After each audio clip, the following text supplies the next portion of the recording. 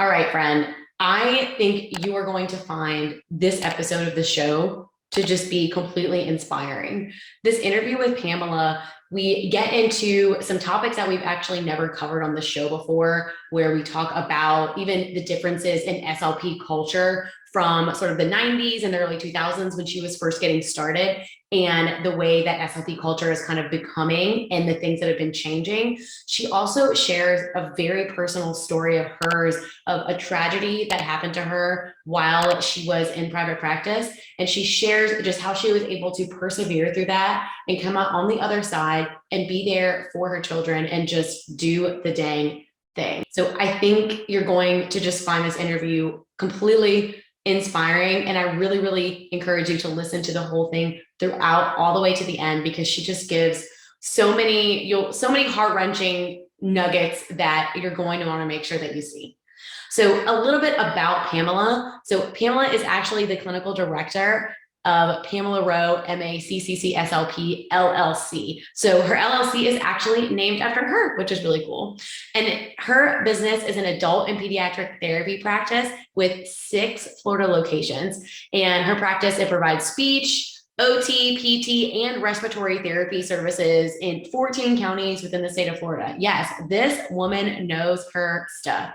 Pamela, she's also the co-author of Putting Your Dreams to Work, Keys to Setting Up Your Therapy Private Practice. She's also a continuing partner with various state agencies, and she really enjoys empowering individuals to communicate and use their voice within their community. I think you're going to get to hear just the genuine love she has for the field and love she has for the people around her whenever you listen to this interview. All right, let's get to our chat with Pamela. Hello, Pamela. How are you doing today? I'm doing great. Yes, I am super excited to have you on. And you and I have gotten to be a part of a few little projects together. And I was saying this to you before the recording. Anytime I hear you talk, or even like I think we did a couple Clubhouse things together, which is anyone still using Clubhouse? I don't really see it anymore. Yeah, it was supposed to be the next big thing, and like I don't really see anyone use it anymore. But anyways, every time I would hear you talk, I was like, I gotta get this woman on the show. So I'm super excited that you are here to talk to us and just share. You really just have an amazing story. Like the parts of your story that I know, which I'm gonna learn a lot more as we do our interview today, are just like absolutely amazing to me. And I really think that your story needs to be shared in all of its uniqueness. So as always, my opening question, I'm getting pretty predictable at this point. I think we're at episode like 45 or 46. Can you tell us a little bit about what makes you and your SLP journey unique?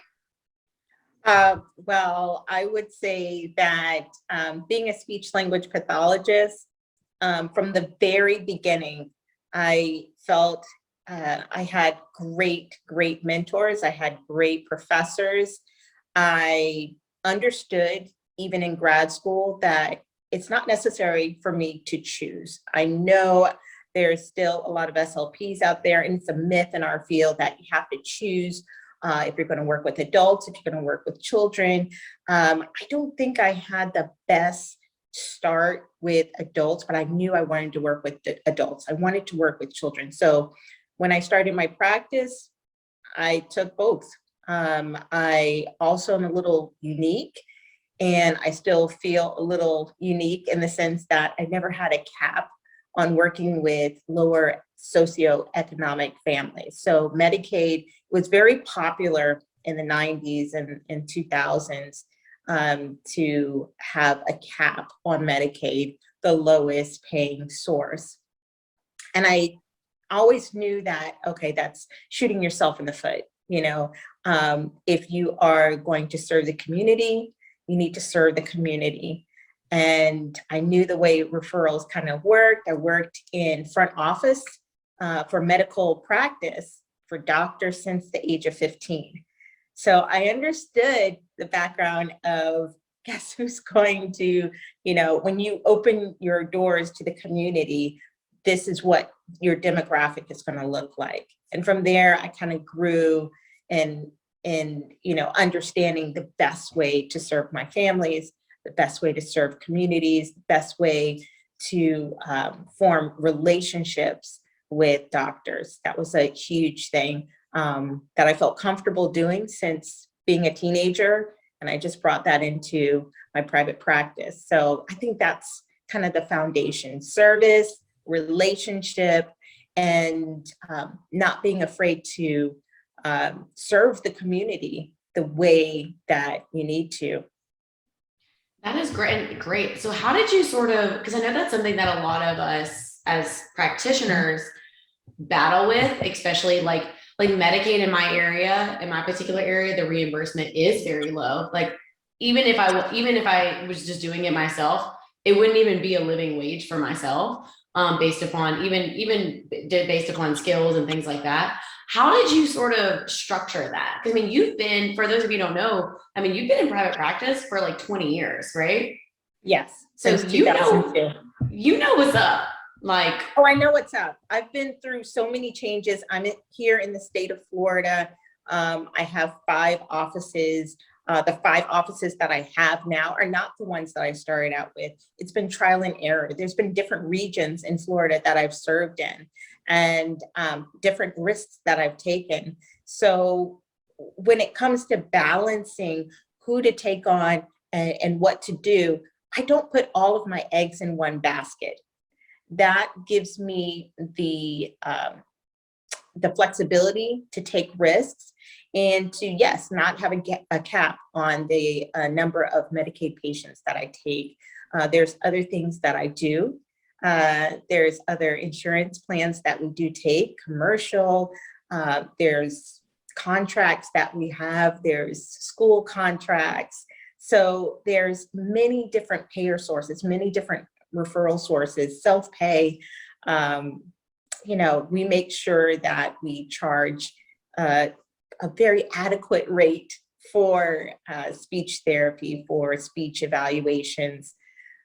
We do a lot of different things. We work with workers' compensation. We also work with vocational rehabilitation, Department of Disability Determinations. All of those, entities have different pay structures.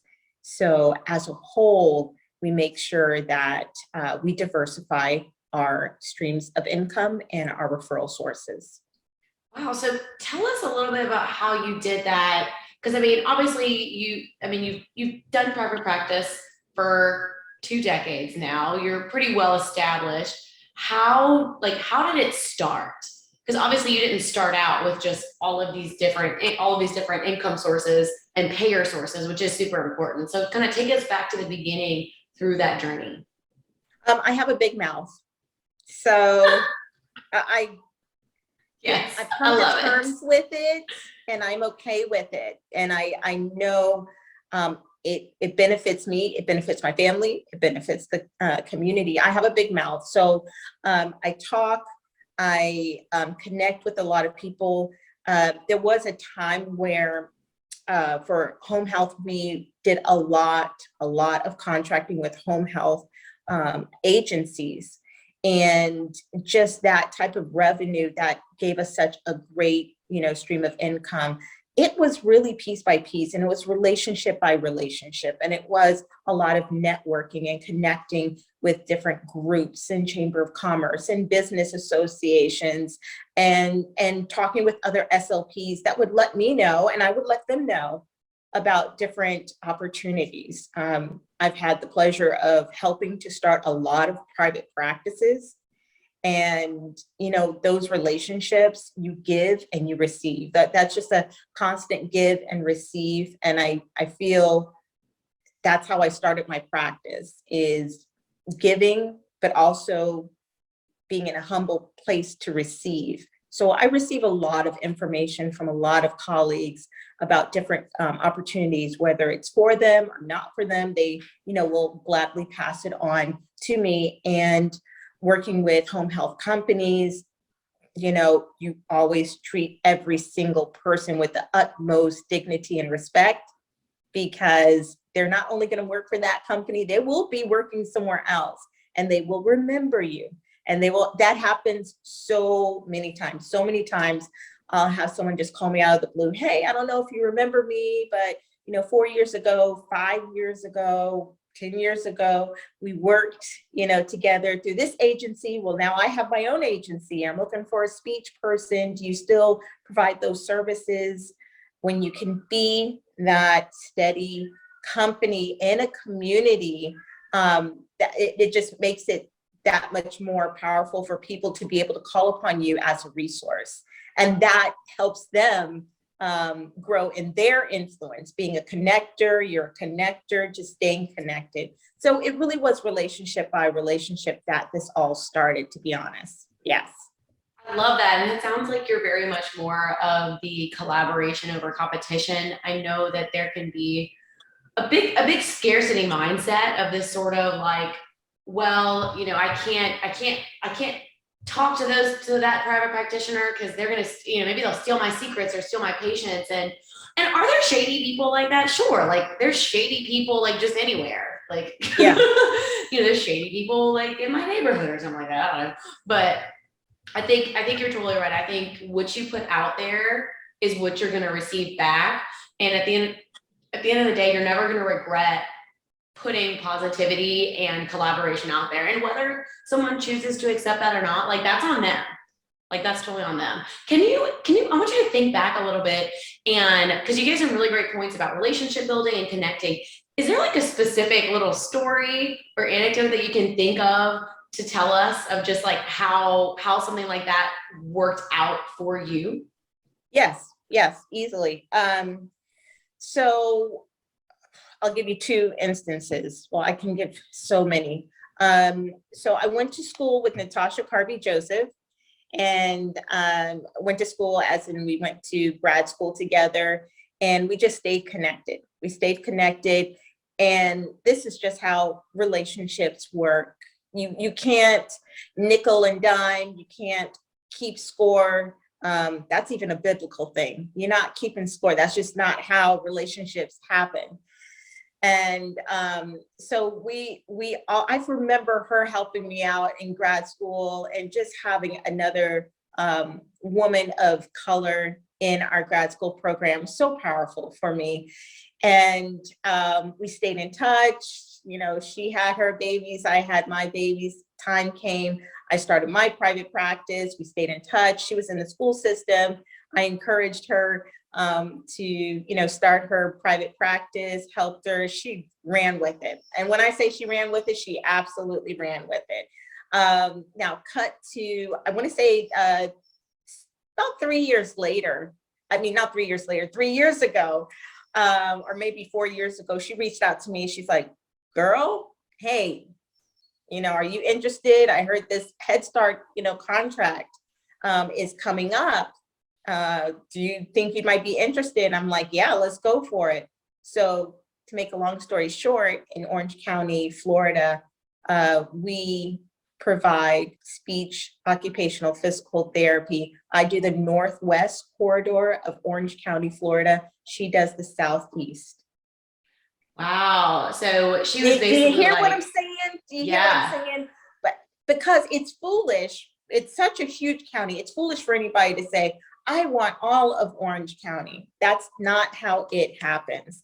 When you have that mentality of you're going to come up and you're going to bring people up with you, and you're going to, always look out for other people that can take, part of that opportunity. She's actually my co-author, as well as Adrian Fuller, for 2 of the books that we've written. So there's always a spirit of collaboration. There's always a spirit of there's enough.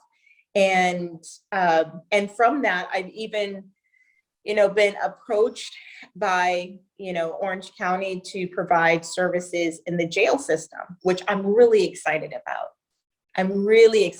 OT and physical therapy.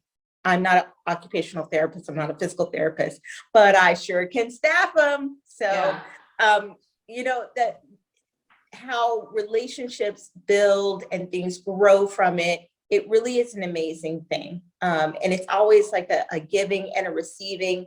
And I feel like in both instances, it takes that humility to be able to give and to receive. It's amazing.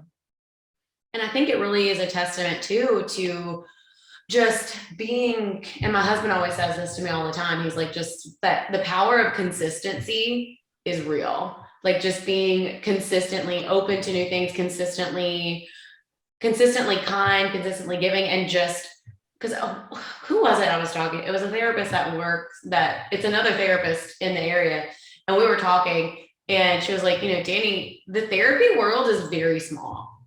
So small. Like, especially in your specific area. So like, that's always something to remember. So I think kind of like what you said, like if you're putting out these vibes of like mine, you know, you're a lot of times you're robbing yourself of opportunities to grow, opportunities to connect. And I mean, there's like so many things, like even just through interviewing people, I found like so many people just opportunities kind of find them. But I think that's because like I think it's because like they and you are putting yourself in a position to be able to receive them instead of being like, this is my practice and my house and nobody can come in my little house because I'm protecting it. And all the time someone's going to ask, well, Pam, tell me, how do I put myself in a position to have people approach me where opportunities follow me? It really isn't something that you strive to do. It's your mindset and it's who you are, and being a generous person and being a giving person, and also being about relationships, because relationships pay dividends. That's how business is done. That is how people go to the next level. You think it's because of how much they know or they had straight A's in school. Honey boo, let me tell you, we're about to get real here. Okay, we're about to get real here.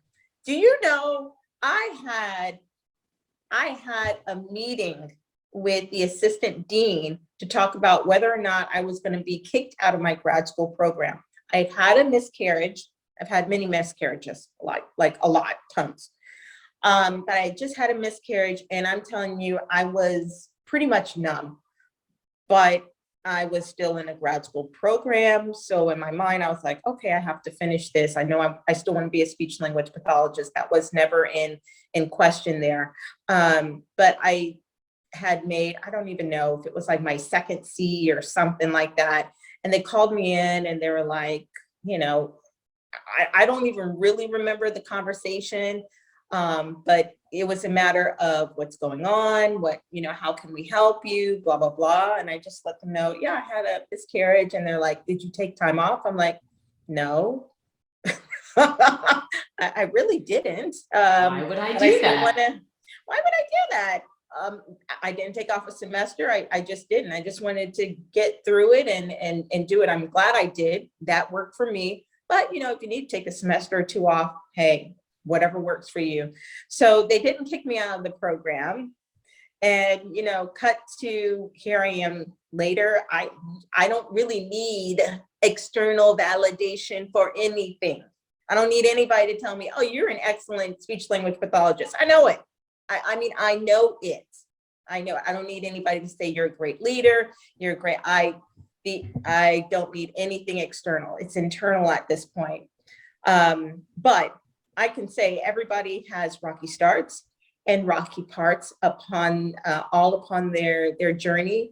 And it's about just continuing and putting one foot in front of the other. It's destiny. I think it's destiny. So much we think it's on our shoulders, but a lot of it, we just keep on moving forward. The momentum will carry us, and it's the destiny. And for me, it's faith.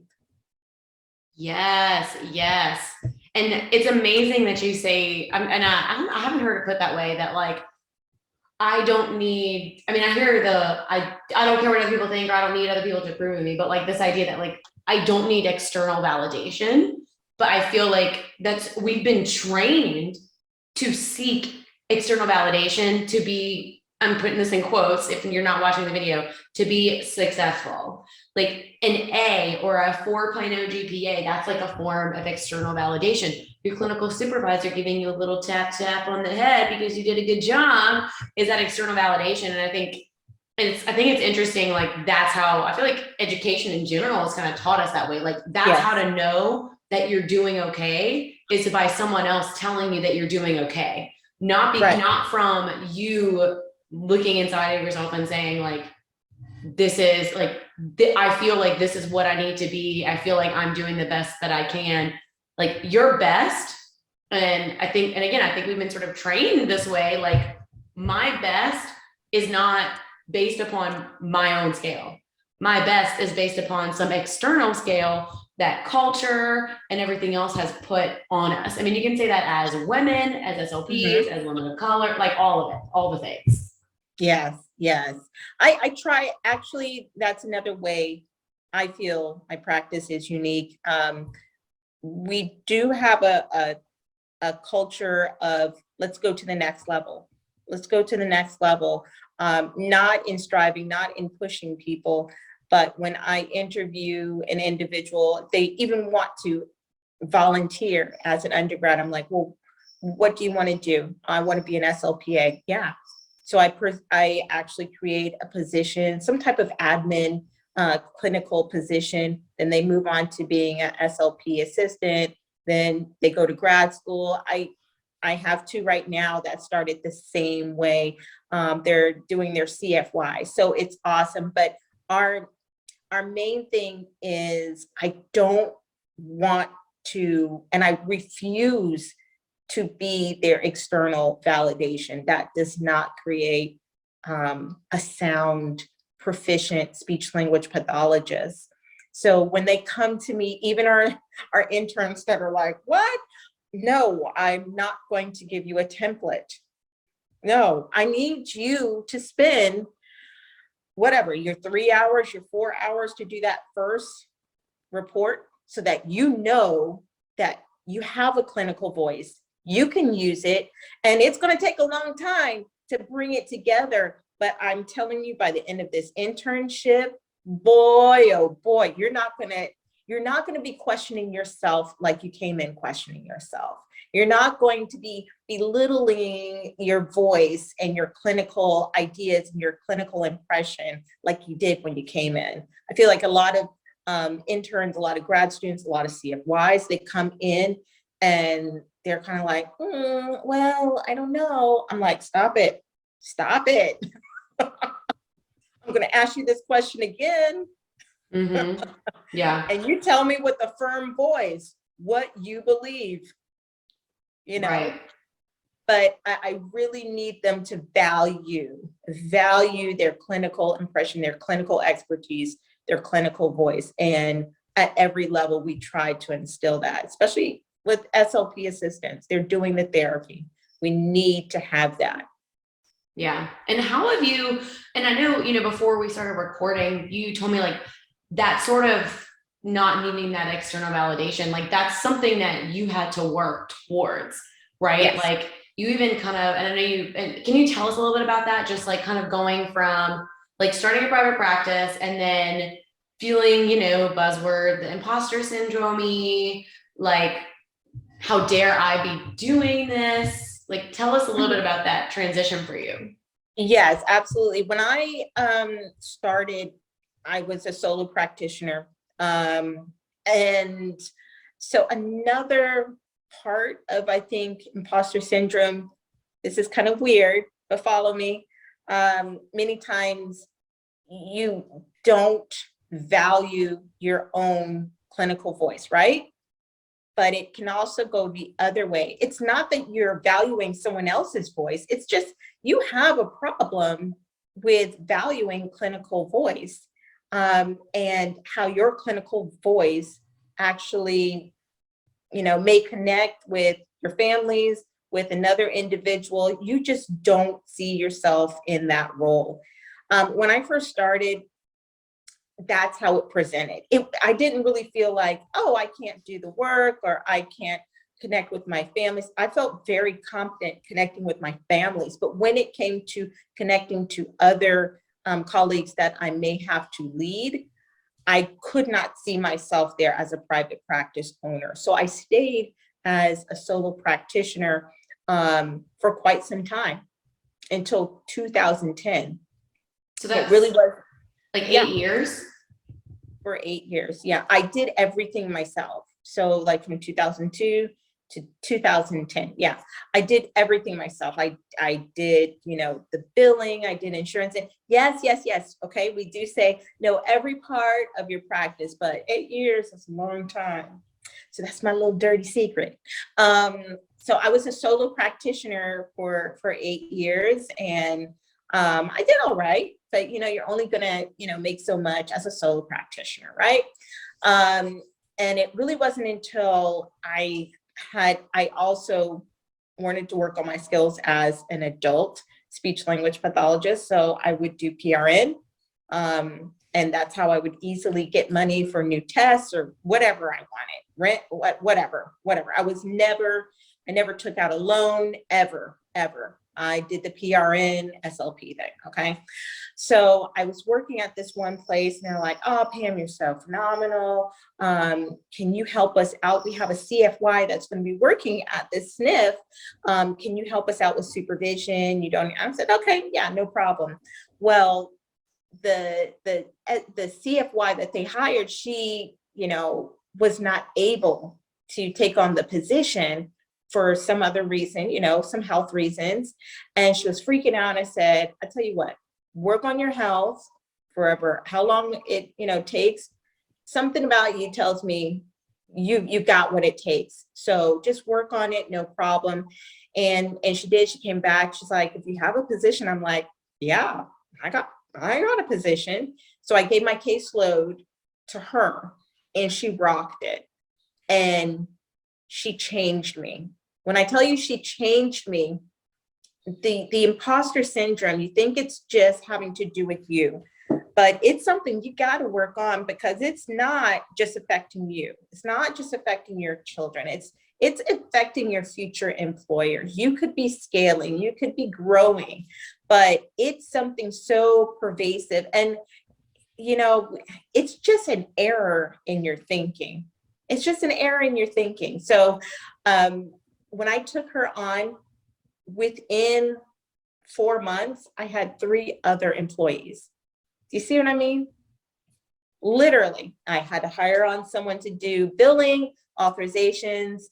A year later, we're at 10 therapists, so it grew and grew and grew and grew and grew. So much of a learning curve. My tax liability was out of control, because I just didn't understand, the balance of, hey, I've got to have some contract, or I should hire at this rate, or I should do this or that or the other thing. But what a learning experience. It's a wonderful learning experience, and I wouldn't trade it for anything. It was a great experience. Wow. So it was almost like having that first employee and realizing like, oh my gosh, like I can do this. Like I can actually do this. You were just like, all right, let's go. Like it was almost kind of like you did it. You did it a little scared the first time, and then when it worked out, I feel like it suddenly becomes like real. Like it becomes this thing that like, oh, other people can do, but I can't really do. And then you finally do it, and you're finally like, oh my gosh, like why have I waited so long to do this? This is great. Yeah, can I be 100%? And I know someone's gonna give me an amen on this. SLPs these days think so much. Back in the day, in the 90s, in the early 2000s, we didn't think. I'm gonna be 100% transparent. We didn't think. So, back in the day, like what I'm saying, I took on that first CFY. I didn't have time to think. It really wasn't until later that I thought about it. But when I was doing it, I was just doing it. I really was doing it. And I don't know if it's just a lack of me, sitting down and kumbaya, but yeah, we were not taught to kumbaya at all, like in grad school. We really weren't. Like nowadays, I feel like SLPs are, we have a lot of things we have to work on, but so much more woke. Like it's more culturally, thing to be woke. We didn't think about gender. we didn't think about a lot of stuff like back in the day, a cultural awareness of, dysphagia, like what? No, Right. just don't have them die. Don't have them, make sure your patient doesn't aspirate, because then they will, we just didn't have a lot of things. But now our field is growing in amazing ways, and we have some amazing people that are definitely keeping us awake and keeping us connected. So, but back in the day, no, I could not wrap my head around all of the changes that were happening and happening so quickly. I feel like it was almost like there was less. I feel like now when you put things out, especially, I mean, we have the internet and the internet's forever. You really have to be so mindful of what, I mean, which we should always be mindful of what we say, but I'm sure that is very different from 20 years ago, where like things that we now realize like we need to be more aware of and sensitive to, that just wasn't a thing back then. That just wasn't a thing. It really wasn't. Really wasn't. Yeah. There's just so much more transparency, and people that share their story. There's things that are, back in the day would have been shameful. Like I think if COVID had happened like 20 years ago, you would not have speech language pathologists saying, "Oh, I had COVID and my hair fell out." It was seen as, "Oh, that's not professional," you know? It was more like shush, like don't show, everything. That's so interesting though. Like it was like, this is like a random conversation, but I find this fascinating. So like, it was very much like hide your imperfections. Yes. Don't let anyone know. And that culture is like, I think part of, that can breed a lot of toxicity and a lot of like shame and a lot of just like, you can only put your best foot forward. And I feel like social media has made that a little worse, because people were posting their highlight reels, but then also people can post and be transparent about the things that are going on in their lives, or like SLP saying like, I didn't get into grad school the first time, like just showing like, oh my gosh, like there's someone else out there who didn't get into grad school the first time, and things like that. I think the transparency is good, because we are still in 2022 dealing with a lot of outdated toxicity from decades ago that is just, it's old, it's tired, it's not even serving the profession. So everything is up for scrutiny at this point. We're at that point in our profession as speech language pathologists that we need to get out the magnifying glass and really, check it out and see, okay, is this evidence-based? And, let's talk about what type of evidence-based it is. And just looking at everything with a level of scrutiny, because life happens. And no, we're not crying in our cars. We're not going to cry in our cars. We're going to talk about it. We're going to be healthy. We're going to share our experiences in a professional way, and just be very open and help the next generation of speech language pathologists talk about it. I mean, I've had so many speech language pathologists that have worked with me that have gone through things in the past that they were working on and felt so much shame. And to know and to be able to share things that have happened to me, that have happened in my family, and letting them know that no, there's no shame. There's really a lot of victory. There's a lot of triumph. There's a lot of overcoming. There's a lot of strengthening even through your weakest points. There's just going from strength to strength, and rest when you need to, self-care when you need to. But these trends, we definitely have to talk about it. In 2017, my husband passed away, and I was actually starting and just did a day trip at St. Petersburg, opened an office there, and my husband had been going through, a very difficult time with depression. And it had gotten to the point that it was acute. And, he definitely, he took his life. My kids found him, and it was one of the most earth-shattering times of my life. I, had a private practice, didn't know what to do. These things, they happen, these real situations, they happen. I know, perhaps there's someone out there that's thinking, that's, in the back of their mind, they're thinking, well, that's why I cannot be an authoritative figure, because I had this happen, or that's why I tell you right now, sister girl, anybody out there, anything that I have ever gone through, losing my parents, losing my husband, being a single mom now, just some very, difficult times. Those are amazing things that we bring to the table as a private practice owner, as a speech language pathologist. That's that authenticity that people need. Like, people are hurting.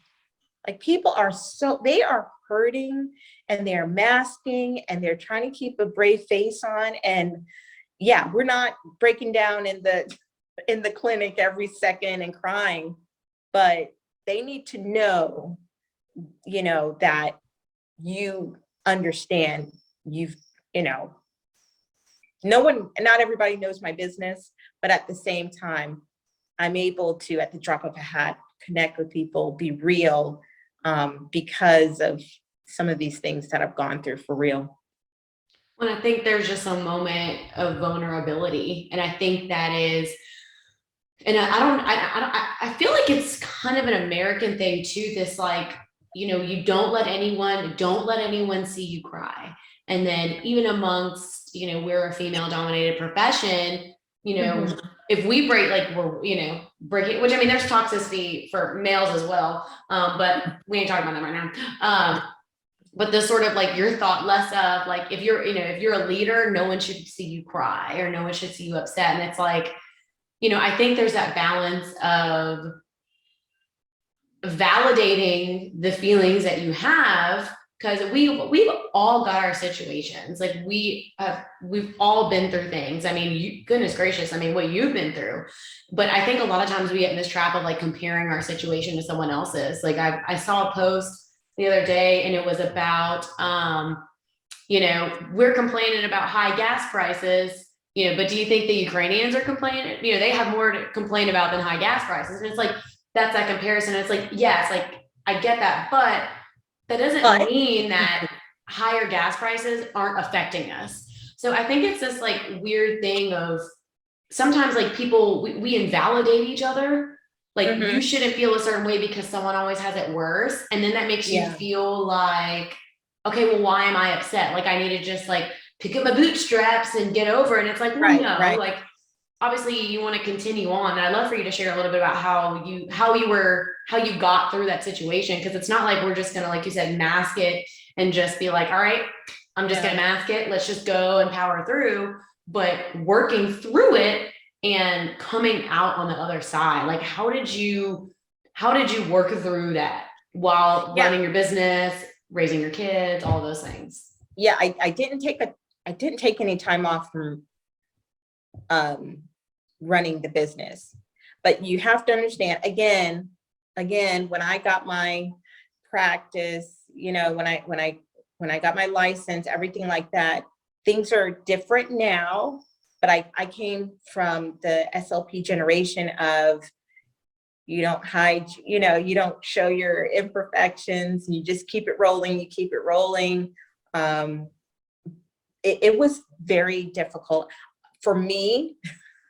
One of my saving grace, because I became a single income family. I never was a single mom before. My main thing was I gotta increase my income big time. So I was running my practice. And literally within 2 weeks, there was an insurance company that I had participated with on their medical advisory committee. And they just talked about this opening. And I was like, oh, okay, well, is it something that I can do from home, as a clinical reviewer? And they're like, no, you would have to move to, South Florida. And I said, oh, okay. And I literally meant to say, that won't work for me. My children and I have been through a lot. Like they knew the whole situation too. They were amazing to my family through that difficult time. And it was just 2 weeks after it had happened. So I meant to say no, but out of my mouth said, oh, that sounds awesome. I would love to hear more about it. And I was like, what in the world? That's not what I was. And so I literally went for a day trip to do the interview. I got the position and moved my kids down to South Florida. Still kept the 2 offices open in Central Florida. I still had the office in St. Pete. And it was a situation where, okay, we're doing this. We're doing this. Do I keep the office open? Okay, I guess we're doing that. So I started at that point, where you're kind of like, I should be taking a vacation or something. But I decided to remotely run my practice, which was one of the biggest game changers for me as a private practice owner. As a private practice owner prior to that, I was in it. People saw me face to face. And sometimes we can be too familiar because familiarity can breed contempt. And just being so much in their midst each and every day, that's kind of like the relationship that, it was just like Pam, kind of like a lateral kind of relationship. But when I moved away, I became a little bit more so of, they viewed me more like a CEO. My time was extremely valuable. When you talk on the phone to me, say it quick and say it succinctly, although I have time for you. So my admin, I just started communicating with them daily, a stronger relationship in some respects. It was very tough for some of the therapists that I didn't have that everyday relationship with them, but it definitely was a game changer. So I went from just, earning one type of income to having another income come in. And then there were other opportunities that came up. So therapy, lots of therapy. I can't believe that was the first time I was ever in therapy, but the value of therapy, I wish I had tapped into therapy prior to that, but yeah, a lot of prayer, a lot of, people surrounding us, praying for us, lots of therapy, and keeping myself kind of busy. It was great. And removing myself. We just needed a change of venue, a change of situation. It was a huge blessing for my family. So it gave us time to heal and for me to kind of focus on creating a more healing environment for my kids so that their body and their brain and their spirit could heal. And I'm glad to say, now they're at a point where they're thriving. It was tough. I mean, for a few years, they just were not able to really function, making Fs, not able to retain information. But now, I think they've, really come into stride with everything. And we still, have our healing, we still have our healing to go, but we keep it rolling. Wow. And it sounds like you really were trying to focus on, you weren't kind of like what you mentioned earlier. It wasn't about external things. You're really looking inside yourself. Like, what do I need to heal or to begin the healing process? Like for you, it sounds like it wasn't taking a month off. Like, whereas that may be the case for someone else. It's not right or wrong, but like to have that self-awareness, especially at just such a difficult time.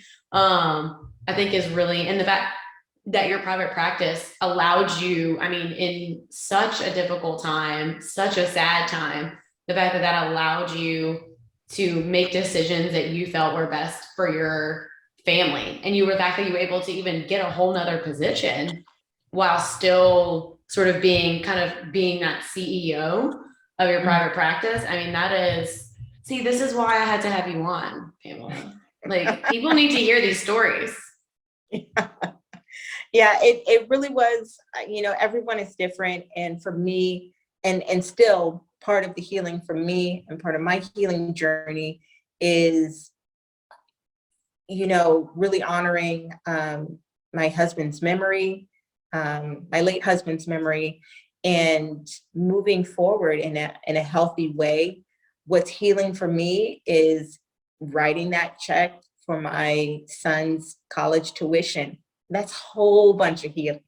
That is a whole bunch of healing.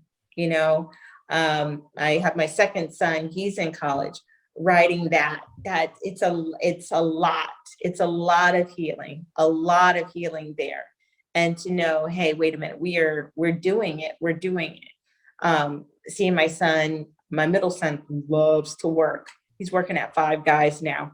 Seeing him working, seeing my oldest one, engaging in college, just it's all good. It's all good. And having us move forward, making those plans, doing some fun stuff, vacations, hiking, whatever it is. I think, especially now, tennis is huge and healing.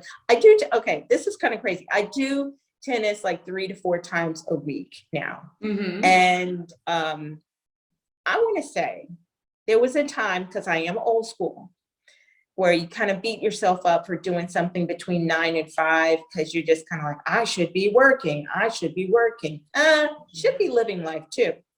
So my schedule is such that I do tennis camps and tennis lessons in the morning. When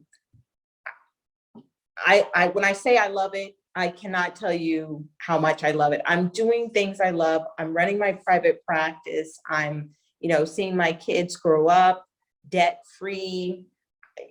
Bought a house last year, a year ago this month. So that's what's healing for me. Moving forward, meeting those goals, it's huge. It's healing for me. And as opposed to, I feel like, as opposed to sort of like retreating within yourself during that situation, which I mean, would have been very easy to do. I mean, I have no idea what I would do in that situation. It sounds like you sort of like, it kind of made you take a step forward. And I think it almost sounds like it made you even like, although you were healing and still healing, it made you even more motivated on, your like to push your business forward, even the financial side. Like, I know the idea that you can pay for your son's college and he doesn't have to take out student loans. I mean, that's a generational, that's a big step in like building generational wealth so that he doesn't have to take on that debt. Yeah. And I think moving forward, when you move forward, there's such a blessing that comes from it, because there's momentum that goes along with you. You're not just trudging forward, you are going in momentum. We had one of our most record-breaking deposits, well, the most record-breaking deposits this week. And it changes the admin and the administration. They do all our, deposits and everything. But when they send me, that email and like the deposit today was ... It changes them. It changes them to the point I have my office manager. She's getting ready to become a PTA, physical therapy assistant, because she's a single mom and she has kids that are going to be going to, college. And she's like, I got to do the doggone thing. That's the legacy. That's what we want to spread in our community. Women that are like, I got to do it. It's hard. It is hard. And she knows she's coming up with a very difficult summer. A lot of coursework, but she's like, no, I'm going to do it and it's going to get done. And that's what we're about. That's what we're about. I want that to spread. It's difficult, but we're going to do it. I love that. And so speaking of like spreading your knowledge, I know that you've got a couple books that you've put out. Can you tell us a little bit about that? Yes. So we have my co-authors, Natasha Carby-Joseph. She's a speech language pathologist, owner of practice in Orlando, Therapy Essentials, and Adrienne Fuller. She's the owner of her own practice, Speech Builders. You know her. So they're my co-authors. First book we wrote is Putting Your Dreams to Work. It's just a guide to setting up your own therapy practice. And the second one is Start Your Engines. And that's a workbook guide for obtaining your clinical fellowship. So both of them are amazing gifts. And they're amazing resources for the new grad, because I will say it over and over again, you don't have to wait 10 years for, the notion to open up your private practice. Finish your CFY, of course, so that you can actually get your Medicaid number and sign on with all the insurance companies and all that kind of stuff. But you can start your practice. Right as a new grad. You absolutely can. Finish your CFY and then start your private practice. You can totally do it. Yes. And that's coming from everybody listening. That's coming from someone who has been in this field for a significant amount of time, someone who waited, which I'm like that too, Pamela. Like I'm a waiter, like not like I wait tables, but like I have the tendency to like, okay, I need to have one more course, or I need to have one more thing. I need to have this credential or whatever before I'm ready. And just really learning that you may never, I'm using all the air quotes right now, people that are listening on audio, you really may never be ready. And you may just have to go for it. And the funny thing is, usually kind of like in your story, like once you went for it and you saw like that this isn't just some dream in the clouds, that, oh, like I can do this, like other people are doing it. Like, why can't you? Like, that's a question I want everyone out there to ask themselves. Absolutely. I mean, and it's also in difficult times that, you're like a tube of toothpaste. You're going to get squeezed, but you see what comes out. And that's when you're going to see when the rubber hits. It's not when things are calm and quiet. No, listen, I know, I didn't know this about her, but JRC, the SLP, she's like, oh, I started a little line during the pandemic. I'm like, this all started in the pandemic? How hot is she? She speaks her mind. I don't know if anybody's, you guys, if you're out there, you need to look up on Instagram, JRC. Love her. _ the SLP. Yep. She is so forward thinking, bold, and she says things in such an eloquent way. I'm putting this out there to her. I'm waiting for her book, but she has such an amazing, I'll speak it out. I know the power of my words. I speak it out. So, but she has such an amazing line that she has out there, Coffee Communication. They have amazing lines, and they've done so much during the pandemic. In the pandemic, May 2020, I actually opened up one of my most successful regions in Florida, in Naples. And I had no idea. I knew it was a spot where I wanted to open up another office, but it has grown. And I love it. We forget the unique brand that we have as speech language pathologists. And we kind of belittle it and we think it's common. And that's the biggest joke ever. We are not common. Anybody listening, you're not common. You're not common. You're so unique. but you think that everyone thinks like you, and just because it comes so easy to you, you think, oh, this is common. You know what? I had no idea the way we treat families, the way we cater to and are respectful to families, and we embrace bilingual families, and we provide bilingual speech therapy. I had no idea it was so needed there. And the way we treat our employees, I had no idea how much it was needed there. We have some of the most amazing therapists, and we just really need to value what we do and how we do it, because everybody's not doing the same thing that you're doing. And I'm not even really concerned with what other people are doing, but it's about valuing how we do things. And people are right now, people are hungry for what you do and how you do it. People are starving for it. They want to taste, they haven't even tasted it before. They are hungry for it. And we think, oh no, it's just, oh, I have nothing to offer. That's the biggest lie. That's the biggest lie. From the pit of hell, it is the biggest lie. It's the biggest joke. It is the biggest lie. The biggest lie. Like, I have nothing else to add to that, Pamela. Like, I was gonna be like, and this actually happened in the last recording. Y'all must have been talking to each other. This happened in the last episode that I recorded, where I was like about to do my like, so what's your last piece of advice for everyone before we say bye?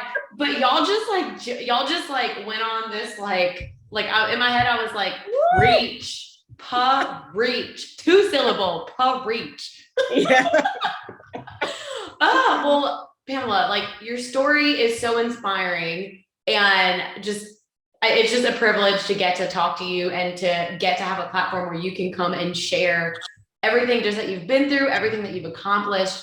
Is there anything else, I mean, besides all the amazing little nuggets that you've already shared with us obviously, but any like last thing you want to say to, you know, some of the listeners out there who maybe they're going through a tough time and they're maybe trying to balance like going through a tough time and, you know, breaking down walls and barriers and things in life, but then also moving forward in their business, or like deciding if they want to start a business? What would you tell that person? I would say just stay the course. Make sure that you have your support system surrounding you. If you need encouragement, reach out to me, reach out to your encouragement system. Just stay encouraged. That's the main thing. And keep moving forward. Rest when you need to, and be really diligent about setting up time to rest. Like, plan your rest, plan your vacations, really look forward to it, talk about it, be about it, plan your rest, plan your vacation, but keep moving forward. Yes. And what you said about staying encouraged, remove the things in your life that are taking away from you being encouraged. If an account you're following on social media is taking away from that, unfollow them. You ain't got to comment. Just click the unfollow button. Yeah, like, don't make a big deal about it either. Don't say I am unfollowed. No. That's the most annoying thing. Leave from it. Yeah, it is. That's such a customer. I'm leaving now. No, just don't be that person. Just find what's encouraging. There are so many encouraging places. If you need any of them, I will give you a list. So many encouraging places, and just trust your voice. Keep moving forward. So Pamela, before I release you, where can people go to find you and all of the information that she's going to say is going to be included in the show notes, by the way, for my people that are like driving. So tell us real quick where we can find you. Yes. So you can find me Instagram at Speech Orlando. And my Facebook is kind of like a personal thing, but it's absolutely fine. You can find me there, Pam Jackson Rowe.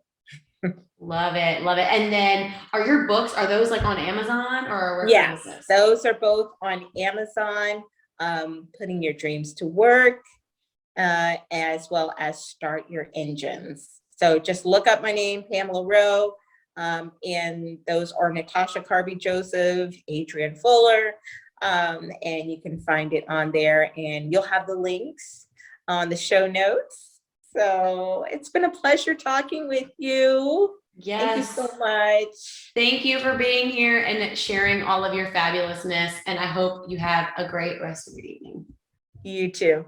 Bye-bye. Bye.